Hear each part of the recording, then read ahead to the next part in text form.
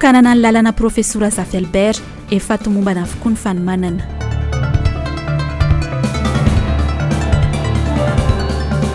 Lisy mpifidianana manamafy ny fitakiana ny fanavaozana ny antoko-timiny.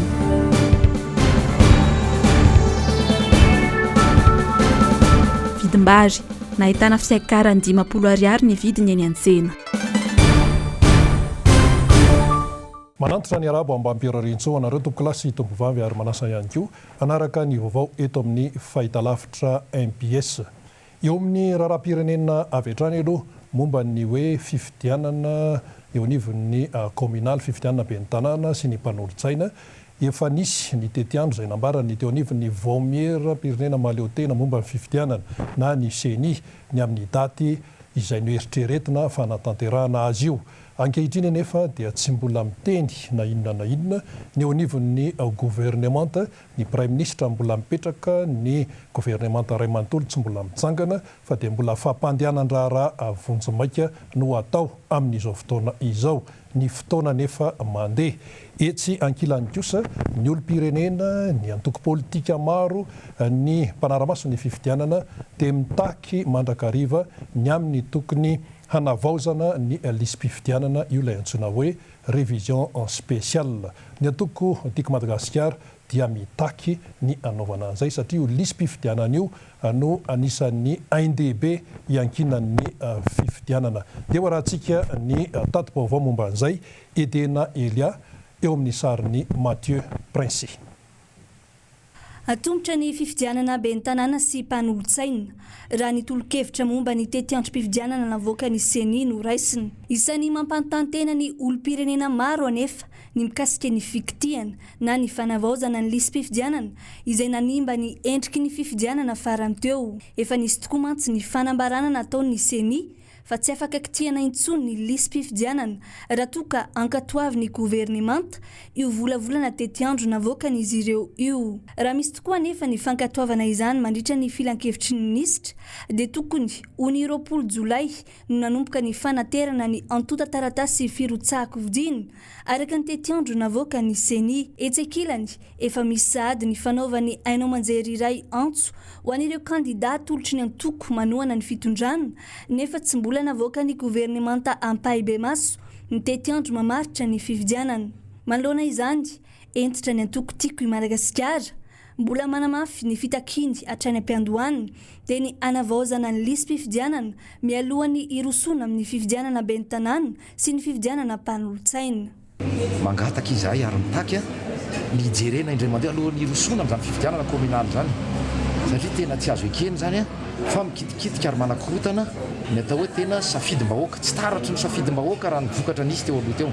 Tsy resaka mikasika solom-bahoaka na resaka fifidianana filoham-pirenena fa kosa miresaka ny amin'ny fanomanana Jolay fifidianana communaly ho ataontsika atoatsy izao. Sao zany zavatra takinay amin'ny fomba entitra manao hoe jereo indray mandeha io fomba ahoana ny ahafahana manao an'izay satria be loatra ireo le liste be loatra ireo anarana izay mitondra kara-panondro mitovy ary ny resaka eno raha dia hoe mahita ray tapitrisa raha farafakeliny izay anarana tsy hoe ny anarana no miveriny indroa fa kara-panondro no miveriny indroa dikan'izay fanahinina natao zany zavatra zany. Ny tompona raikitra moa dia tsy fantatray fa zavatra takinay fotsiny hoe aoka ho averina indray mandeha satria manana profany izahay ane naka hoisena ndritry ny reny rekety nataony ireny taoriana fifidianana solomavambahoaka hoise 320 no nalainay fokotany 320 no nitsidianay nozahanay tsirairay ny lisym-pifidianana teny anivon'ny fokotany ary hita voarakitra tsoratra zany zany naterinay teny amin'ny ACC ny tenako zao no anisan'ny nanatitra ny mahagaga nefa dia asana tsy ampy ve ny fotoana fanontaniana moa no apetrako nataoko hoe tsy azo ivalozana ny didiny ACC maninona no tsy nahitana na dia akony kely varavety kely zany rekety nataonay zany efa pirofa mitohaka amin'ny tenda koa mbola takina amin'ny fomba entitra ny hijerena indray mandeha izany lisym-pifidianana izany. Tao anatin'ireny fikirakirana ny voka-pifidianana roa ny fandimby ireny na ny fifidianana solom-bavambahoaka izany na ny fifidianana filoham-pirenena dia ny aika hatrany ny CENI fa misy ny lesoka ary afaka avaozina ny lisym-pifidianana. Ny mifanohitra amin'izay nefa ny zava-mitranga mifanilika andraikitrany amin'ny gouvernemanta ity voalaza fa Vaovao Mbs Talata ity. andrasana ao anatin'ny filan-kevitry ny misitra araka izany ny mety ho fanapahan-kevitra momba ny tontolo ny fifidianana. Ny azo heverina lohatreto dia isy ny fipetra manokana ho raisin'ireo antoko politika sy fikambanana ary olo-pirenena nanao fitakiny raha toa ka tsy misy fanavaozana ny lisym-pifidianana sy ny lalam-pifidianana. Isan'ireo nanao fitakina ny sehatra mpanara-maso ny fifidianana KMF Knoe, ny safidy, ny vovonana roy, ny komity ny fampihavanana malagasy, ny vondro ny kandida sy ireo antoko politika maro ary indrindra ny olo-pirenena. Ininivon'ny antenimieram-pirenena kosa tamin'ity ariva ity no totosa ny fifidianana izay ofolohan'ny voamera ininivony izany androm-panjakana mpanao lalàna izany. Tsara ny manamarika fa niaraka nofidiana tamin'ity androany ariva ity ihany koa ny mpapakaten'ny voameran'ny fitantanam-bola. Solombavambahoaka avy amin'ny tiako Madagasikara 3 anisan'ny voafidy ao anatin'izany filohamboamera eo anivon'ny antenimieram-pirenena izany. Lorette Berton no mitondra vaovao amintsika sary ny Mano Randriamalala. Toeran'ny filohamboamiera 3 amin'ireo 1.30 nofidina no azon'ny antoko tiako Madagasikara. Tamin'ny 5 vao vita ny fandatsaham-batona natanterahana ny fifidianana izay ho filohan'ny voamiera 1.30 ny anivon'ny antenimieram-pirenena ny talata 13 Jolay 2022. Filohan'ny voamiera 3 araka izany no azo ny solombavambahoaka lany avy amin'ny antoko tiako Madagasikara. Ny solombavambahoaka Todosoa Andriamampandry no filohan'ny voamiera ny toe-karena sy ny tetom-pivoarana na ny économie et le planification. Ny solombavambahoaka Andriamanjato Liantsobina no filohan'ny voamiera ny fotodrafitrasa sy ny fampitaovana na ny infrastructure et équipement. Ny solombavambahoaka Jean-François Michel kosa no filohan'ny voamiera ny fampianarana teknika sy ny fampifanana arak'asa na ny enseignement technique et formation professionnelle. Voalohan-tenina ara dia misaotra betsaka n'ireo député nifidy anay ary nanakina ny fitokisana taminay amin'ny mahafilohan'ny voamiera zany atao amin'ny antenimieram-pirenena. Misy 3 mirahalahy mianaka izahay no voafidy zany tao anatin'ny antoko tiako Madagasikara. Dia ny rarianay dia mba hodivetiny ny rano atsakainy ka ny asam-boamera rehetra dia mba hitondra fandrosoana ho an'ny firenena sy ho an'ny antenimieram-pirenena ary dia mihetraka hatrany ny asany antenimieram-pirenena maharafitra anazy eto amin'ny firenena izay anisan'ny rafitra lehibe tokoa mandrafitra ny firenena malagasy. Ankoatra ny fifidianana ny filohan'ny voamiera dia natao niaraka tamin'izay ihany koa ny fifidianana izay mpapakateny ny voamiera ny fitantanam-bola eny anivon'ny antenimieram-pirenena. Tsara ny mampatsiafa solombavambahoaka miisa 1.30 amzato no tonga nandatsabato tamin'ny fifidianana izay filohan'ny voamiera io. Mbola hitoy amin'ity herinandro ity moa ny fivoriana hataon'ny solombavambahoaka eny amin'ny lapan'ny Tsimbazaza ametrahana ireo mpikambana rehetra ao amin'ny rafitra mandrafitra ity androm-panjakana ity. Fa andro lehibe ny rahampitso alarobia 4 Jolay 2022 tsy ho an'ny eto Antananarivo renivohitra ihany fa ho an'ny malagasy iray manontolo mihitsy satria amin'ny rahampitso no hitokanana ny lalana mitondra ny anaran'ny filoha Profesora Azafy Albert izany. Tsara ny manamarika fa nisy ny fangatahana nataon'ny fianakaviany sy ny teo anivon'ny CRN fangatahana izay nalefa teo anivon'ny fiadidiana ny tanàna Antananarivo tarihan'ny ben'ny tanàna Ramatoa Lalao Ravalomanana sy ny eo ihany koa ny mpanolotsaina ny tanàna Antananarivo ary dia lany tsy nisy nitsipaka izany fangatahana izany ary dia amin'ny rahampitso no anatotosana ny fitokanana ity lalana ity. Germain no menjanahary no mitondra vaovao amintsika sarin'ny Erzo Rajaonarvony. Ora sisa no isaina dia higadona ny fotoana manana ny lanjany eto amin'ny firenena dia ny fampitondrana ny anaran'ny Profesora Azafy Albert ny lalana avy any amin'ny Pilomano ka atren'ny alarobia. Olo manakaja maro no hiatrika ny fitokanana izany rahampitso raha ny fanazavana. Ny ben'ny tanàna Antananarivo renivohitra no hitokana izany amin'ny fomba ofisialy ka isy ny fitombavaka lehibe mialohan'ny lanonana maro isan-karazany. Efa milamina avokoa ny zavatra rehetra toy ny fandraisana ireo nasaina raha ny namarana avy eo anivon'ny CRN na ny Conseil de la Réconciliation Nationale izay isan'ny noforon'ny profesora hitarika ny fampihavanam-pirenena eto Madagasikara. Fotoana ny fanomezana ho an'ny voaka malagasy ny hitokanana ny lalana mitondra ny anarany président Zafelbert zay anasana antsika rehetra isika rehetra tsy ankanavaky asaina ho tonga hanome voninahitra sy anotrona ity fotoana manokana ity tsy misy fanavahana na faniliana na iza fa antsika rehetra ity no hanome voninahitra andray aman-drentsika. Faly ny Afrika Atsimo fa manana ny Mandela fa faly ny vahoaka malagasy fa namelany professeur Zafelbert ny tantely mamy ho antaranaka faramandimby. Ankoatr'izay dia nanolotra fisaorana ho an'ny commune Antananarivo renivohitra indrindra fa ny ben'ny tanàna Lalora Valomanana moa ny CRN tamin'ny fandraisana andraikitra lehibe izay nataon'ny commune. Isaorana tanteraka ny tanànana Antananarivo zay nanolo tena feno amin'ny fanadiovana na ny ivelany na ny anatiny na ny lalana na ny manodidina na ny mpivarotra tena nanao ny antso zavatra ary zareo mendrim-pisaorana ary akasitrahana. Raha iamandren'ny malagasy rehetra ny professeur Albert Zafy fa tsy any CRN irery any. Ankoatra ny maharay ny demokrasia azy dia efa filoham-pirenena raha teo ny professeur. Arak'izany dia lanonana ho an'ny malagasy rehetra tsy vaky volo ity ho tontosaina rampitso ity. Eo amin'ny fampandrosoana ny tanàna Antananarivo zava-dehibe ny fahadiovana ary samy meky an'izany ny rehetra.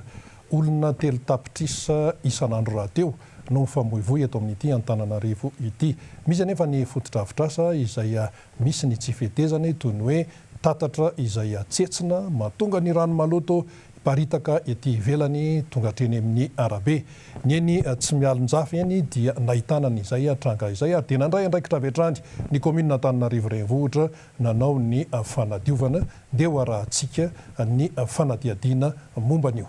Noho ny fitaraina amponina teny tsy mialonjafy eo anivon'ny boriboritany fahefatra eto amin'ny commune Antananarivo renivohitra ary noho ny fisiny ny fiparitahan'ny rano maloto teny amin'ny arabe sy ny sisin-dalana rehetra ihany koa vokatry ny fatsitsenan'ny tatatra dia nandray andraikitra avy hatrany ny teo anivon'ny boriboritany fahefatra miaraka amin'ny commune Antananarivo renivohitra nanala ny fotaka mahatonga ny rano tsy ikoriana araka ny tokony ho izy. Tanàna madio, tanàna milamina izany no targetra araka ny toromarika ombieny izay teneniny ben'ny tanàna Ramatoa Lalaora Valomanana. Tetsakilany kosa dia misaotra ny commune Antananarivo renivohitra tamin'izany fandraisana andraikitra izany ny sefo fokontany teny antoerana. Araky ny fitaraina ny olona eto amin'ny tany manodidina amin'ny tsy mialonjafy sy mpamarinana zany momba an'ireto dalina tsetsina rehetra tena lefanay tany tonga dia valy avy hatrany dia taratasy ary tonga rehetra gasa rehetra manadio an'ity dalina ity isaorana bezabe zany ny commune satria tonga dia nandray an-tanana ny fitaraina an'le mponina ka tsisy afa-tsy zay isaorana satria eto am-perinasa mihitsy zany zalahy amin'izao fotoana zao isaorana reto. Ankoatra ny fanadiovana dia entanina trany ny olona tsirairay mihitsy eto amin'ity Antananarivo ity tsy ny eny amin'ny boriboritany fahefatra ihany mba ho tia ny fahadiovana ary tokony iainana isan'andro izay fahadiovana izay satria rehefa madio ny tanàna dia madio ihany koa ny saina. Eo amin'ny vaovaon'ny fiarahamonina kosa mateti-pitranga ny lozam-pifamoivoizana eto Antananarivo sy ny manodidina.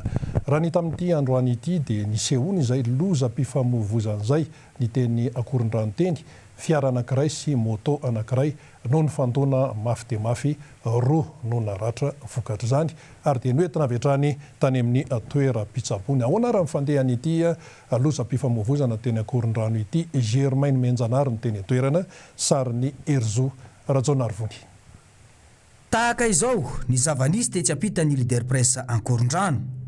Nandritra ny fanadiadiana izay natao teny antoerana no nahafantarana fa vokatry ny tsy fitandremana no nahatonga ny loza. Vokany olona roa izay vavy sy lahy no naratra izay fantatra fa mpitondra sy nentina tamin'ity moto ity. Raha ny hita mantsy dia isan'ny ezaka ataon'ny commune Antananarivo renivohitra ny mametraka marika famantarana manokana na ho an'ny fiara na ho an'ny olona izay mpampiasan'ny lalana mba tsy hisiany ny loza tahaka izao. Saingy dia mbola betsaka no trangana tsy fahanaran-dalana miseho toy ny fiampitanana amin'ny toerana tsy voatokana ho an'ny mpandeha tongotra, mivilo tampoka kosa ho an'ny moto sy fiara fa tsy manaraka ny lalana mipetraka momba izany. Toy izao indrindra no fanazavana izay nataon'ireo nanatry maso. Fa hiditra amin'le rond-point zay a ohatran'izay ihany ny tsaroko dia tonga dia vodona avany eliny. Le moto nanaraka niny linina fotsifotsy iny dia teo izy vao andeha hivilina andeha hipita makamy moa le tomobile mieritreritra hoe anaraka niny foana le moto dia andeha dépasse ny eritreritra nahazo nafretapa moa le tomobile zany. Le moto somary nikopy dia izay ny fahitana anazy. Le motomobile koa nandeha mafy. Raha tsy nikopy zareo tsy voadona satria normalement zany tia passage clouté azonao tokony tonga dia mikopy ohatr'izany. Nefa le tomobile aty aoriana mandeha mafy be. Taoriana kely nitrangan'ny loza moa dia nentina namonjy fitsabonana ireo naratra. Andraikitry ny rehetra arak'izany ny mitandrina mba tsy hisiany ny loza tahaka izao. Miainga amin'ny fanarahana ho an'ny rehetra nefa no ahafahana mahatonga amin'izany. Ka ny fiara sy ny moto anaraka ireo fepetra momba ny fitsipika amin'ny feny fifamoivoizana. Raha eo ihany koa ny fampitiana amin'ny toerana voatokana raha ho an'ny mpandeha tongotra. Fa ambetiresaka ny olona matetika ty resaka hoe vidim-bary ity metika izy io miena ary indraindray ihany koa dia miakatra raha ny fanadiadiana izay natao tery an-tsenana Nosy dia nahitana fiakarany teo amin'ny 50 ariary teo ny vidim-bary. Maro ny antony mahatonga an'izay fa ny azo ambara fotsiny aloha dia ny hoe samy mahita fahasahiranana na ny mpividy na ny tena mpamboly eny am-potony amin'ny tony varotra vary itony. Ny mpivarotra ihany koa dia milaza fasahirana ao anatin'izay fa ny mpijirika ao anelanelany ao no mahazo aina. I noro fitiavana no tatitra ny vaovao amintsika ny momba izay. Niakatra 50 ariary isaky ny kilao indray ny vidim-bary ny antsena amin'izao nanomboka tamin'ity fiandohan'ny herinandro ity raha ny fanadiadiana natao teny amin'ny tsenany Nosy. Ka ny vary tsipala sy ny makaluka ny tena nahitana fiakarany be indrindra raha mita amin'ireo karazam-bary hafa. Raha toka 770 ariary ny kilao teo aloha tafakatra 770 ariary izany ankehitriny. Ho an'ny makaluka indray 770 ariary ny kilao teo aloha ary tafakatra 500 ariary. Somary miakatrakatra kely ny vidim-bary amin'izao. Ny antony mampiakatra anazy zany dia efa mety mivarotra tsony tsy mandefa amintsony any ambanivohitra fa mitahiry ny vary izy noho ny mieritreritra hoe hiakatra ny vidim-bary. Eo amin'ny tsipala zao no hita hoe miakatra ny vidim-bary fa ny akoatr'izay mba eo tsy dia misy mihetsika ka. 50 isan-kilao eo ny fiakarany. Tena tsy mandeha mihitsy. Tena tsisy tsena mihitsy amin'izao. Maina be mihitsy ny tsena. Tamin'ity nentinety kokoa noho ny tamin'ny herintaona. Vetivety kely ny fiakaran'ny vary tamin'ny herintaona fa tamin'ity somary taraikiraiky kely satria tobatobaka ny vary noho ny tsy fisian'ny vola. Vita mihitsy hoe tsisy vola mihitsy amin'izao. Noho izay fiakarany vidim-bary izay tsy misy izay tsy mitaraina ny vahoaka malagasy indrindra ireo madinika. Tsara ny manamarika fa efa miantraika mivantana amin'ny fiainan'ny vahoaka malagasy ny fahalafosan'ny vidim-piainana amin'izao. Araka ny fantatra saika ny maraina sy ny hariva ihany sisa no mihinam-bary ny ankabeazan'ny malagasy noho ny fahasahiranana sy ny tsy fahatakarana intsony izay vidim-bary izay. Ny an'ny sasany aza dia voaterina henatra amin'ny kapoakam-bary arotsaka.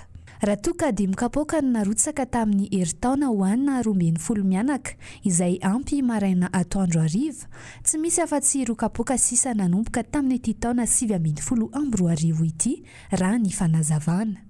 Manam-porofo izany fa mafy amin'ny vahoaka malagasy ny fiatrehana ity taona 2012 ity. Raha da 10 kapoaka dia hena 3 kapoaka, vary lafo. Ny fiainana rehetrarehetra dia efa tsy misy anaovana be fandrotsaka tsony na ina na ina. Vidim-bary aloha zao lasa niakatra be.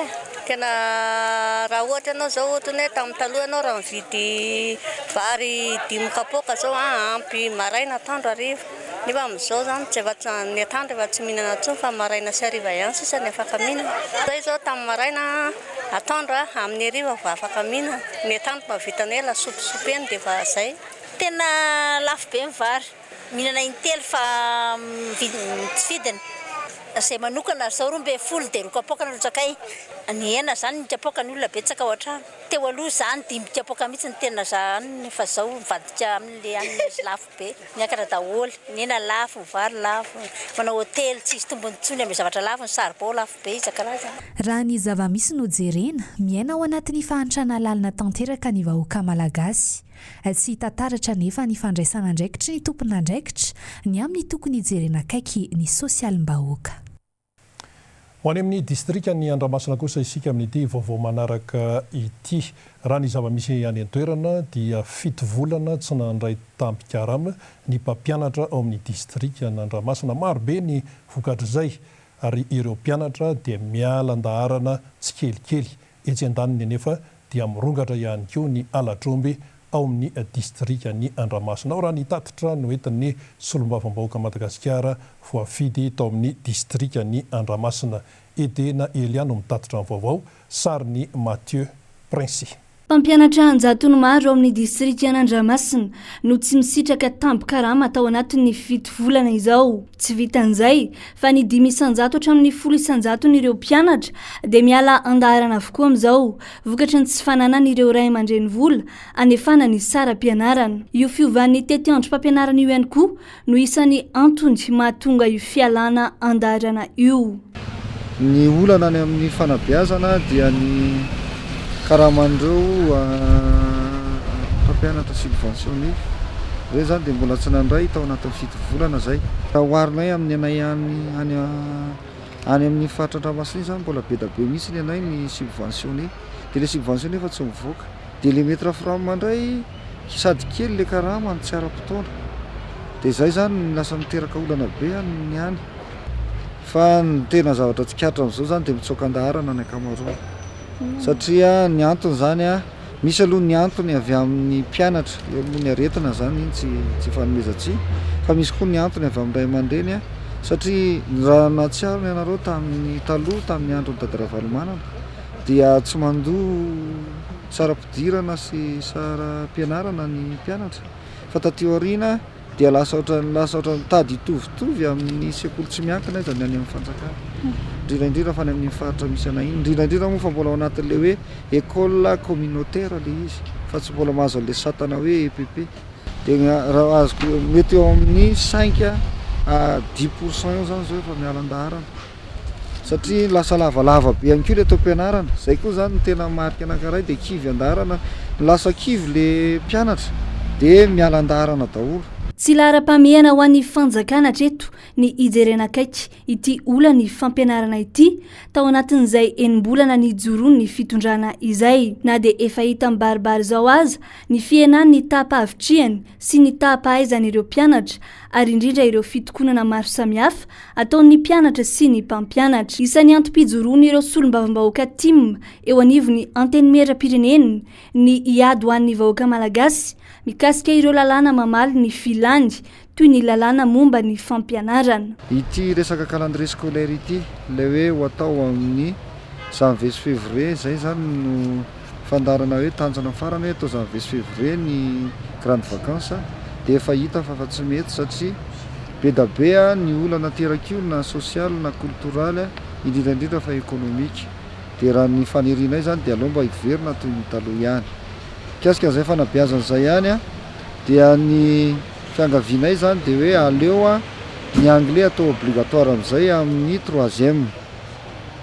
Ny 3e tsy tokony ho isafidianana intsony zany ny taranja anglisy satria amin'izao fotoana izao fantatritsika angamba amin'ny fandrosoana fa izay mahiteny anglisy no mandroso haingana.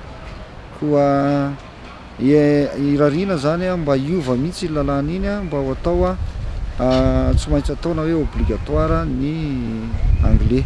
Misy ihany koa ny tokony ampidirina ny anatin'ny fepetra any amin'ny fahafahana hanao BPC mba ialana amin'ilay mandingana kilasy izay misy fiantraikany be iny amin'ny arakasa rehefa avy eo dia mba tokony ho takiana any amin'ny BPC ny diplôma CP ary ho takiana any amin'ny bac ny diplôma BPC. Fangambany zany hatramin'izay na Madagasikara tsy mbola tafiditra tao anatin'ny fepetra ny fanadinam-panjakana mihitsy zany rehetrarehetra zany. Ankoatra ireo olana goavana sedrany mponina any amin'ny distrika n'Andramasina iny ihany koa ny tsy fandriampahalemana indrindra fa ny alatromby. ao anatin'ny iray volana mahatratra 4 ny ombery mbola anaovana antsoavo amin'ireo tokomandraiky mpanjakana mba tena hanao vaindohan-draharaha ny olana mianjady amin'ny mponina toy izao. Eo amin'ny fanatanjahantena kosa eo amin'ny baolina kitra taoriana ny navitany ny kanina 7-20 ka nazahoany ny Bareny Madagasikara fahombiazana tafakatra hatrany amin'ny ampaefadalana dia mitodika any amin'ny Federasiona Malagasy ny baolina kitra ny mason'ny maro amin'izao fotoana izao.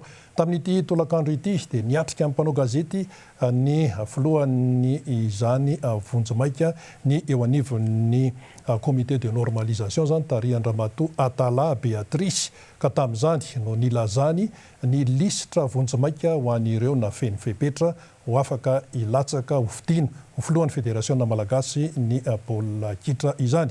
Eo ihany koa ireo ilatsaka ao amin'ivony hoe komity mpanatanteraka. Ndeha rahantsika ny tatim-baovao momba an'io teo amin'ny sarin'ny Tahiry ny aina. Mbola lisitra vonjimaika aloha no nampahafantariny filohan'ny comité de normalisation eo anivon'ny Federasiona Malagasy ny baolina kitra Ramatoa Atala Beatrice momba an'ireo ho afaka hiatrika ny fifidianana izay filohan'ny Federasiona Malagasy ny baolina kitra sy ny eo anivon'ny komity mpanatanteraka. Enina ny kandida ho amin'ny filohan'ny Federasiona Malagasy ny baolina kitra fa 5 ihany no noraisina satria ireo no nafen'ny fepetra ka ireto avy izy ireo: Andriamiasa Sododa Niromboavonjy, Mohamad Abdillah, Arzaka Rabekotraoula Romain, Rasoa Marmaka Erlala Niaina, Rakotomamonjy Nepatraiky André. Teo amin'ny platsaka kosa ho an'ny komity mpanatanteraka dia 7 no nirotsaka, 30 no voatazona fa ny 7 kosa telo lavina no ny tsy fafenona ny fepetra. Anisan'izany ny fanaovana ny antotantaratasy osoka, ny fangalarana soni, ny fangalarana fitomboka, teo ihany koa ny tsy fahampiny antsoina hoe parrainage. Manana 5 andro ny commission électorale de recours électoral zany izerena an'ireo dossier ireo ary dia tsy maintsy mamoaka ny vokatry ny dossier opératana andry zareo alohan'ny voalohany volana Aogositra. 1er août zany no amin'izay fotoana izay angambany dia ho alefanay tonga dia ho amin'ny site ny lista ary ho alefanay aminareo mpanao gazety ny lista raikitra amin'izay fotoana izay ireo olona izay irotsaka ho fidiana amin'ny fa 4 averiko indray hoe 24 août satria maro ny miantso aty amin'ny fédération ho vina ny élection dia mba mangataka nareo mpanao gazety sportif hoe alefaso le daty amin'ny fa 4 ny volana août Antuliara ifaty no anaovantsika ny fifidianana izay ho filohan'ny fédération sy ny komity mpanatanteraka eto anivon'ny fédération. Andrasan'ny rehetra arak'izany ny ovaliny ity fifidianana eo anivon'ny Federasiona Malagasy ny baolina kitra ity ary takin'ny rehetra ny ampangarahara tanteraka izany fifidianana izany. Eo amin'ny tontolon'ny kanto kosa samy manana ny talenta nomen'Andriamanitra azy ny olona tsirairay. Raha ny eo amin'ny zava-maneno dia misy karazany izy io ary samy manana ny mampiavaka azy. Raha ny lokanga ohatra dia tena misy tokoa ny mahay an'io zava-maneno io izany ary dia isy ny fanehoanany zany talentany zany ataon'ireo ankizy 15 taona izay karakarainy etsy amin'ny jejo muzika Andravoangy izany. Germain Menjanary no mitatitra ny vaovao sary ny Erzo Rajonarivony. Mivelatra amin'ny sehatra rehetra ny jazz music orchestra tarigetra napetraka raha teo ny ampivelarana ireo ty mozika rehetra. Ankoatr'izay ny fanosehana ireo mana-talenta rehetra momba ny mozika tsy ankanavaka. Ny lokanga amin'ny endriny rehetra io no lohahevitra izay tondrana ny seho izay ho tanteran'izy ireo ny sabotsy ho avy izao. Raha ny fantatra dia ny kadina maro samihafa no aseho mandritra izany toy ny klasika, ny jazz standard, ny musique populaire ary ny iragasy mariky ny mahajejy azy. Ankizy 12 taona ary nianatra nandritry ny 4 taona no isany andray anjara mavitrika mandritra ity seho ity. Ny antony nanaovana le jejokolongany moa zany dia sehatra ivelaran'ireo tanora ireo kanefa ihany koa ampahafantarana ny olona fa tsy voatery ho tsy ny taona velively akory sy ny taona ianarana no mahatsara ny kanto fa ny talenta men'Andriamanitra sy ny finiavana sy ny faharetana hianatra. Dia ampisehoana ny olona koa fa misy koa angeny mozika ho fa fialamboly nefa tsy fialamboly fe amin'izao fa fialamboly misy tombontsoa na ara-tsaina na ara-batana na ara-panahy ary manampy betsaka andreo ankizy ireo amin'ny fianarana izany. Le amin'ny sabotsy izao amin'ny 3:00 dia ao amin'ny Eli Soraka ao amin'ny Isaac Amon Auditorium. Efa mivelatra eo amin'ny sehatra rehetra ny jezy raha ny fanazavana toy ny conservatoire frantsay, amerikana ary ny asiatika. Etsy ankilany ankoatra nyseho izay ho ataon'itsika mandritra ity fotoana ity dia ny faraika amin'ny 30 ny volana aogositra indray niseho manaraka izay miaraka amin'ireo mpitendry zavamaneno misa 70 ivohy ny karazana gadona rehetra ao amin'ny fotoana io. Tahaka izao indrindra ary niseho izay ho ataon'izy ireo ny sabotsy ho avy izao io.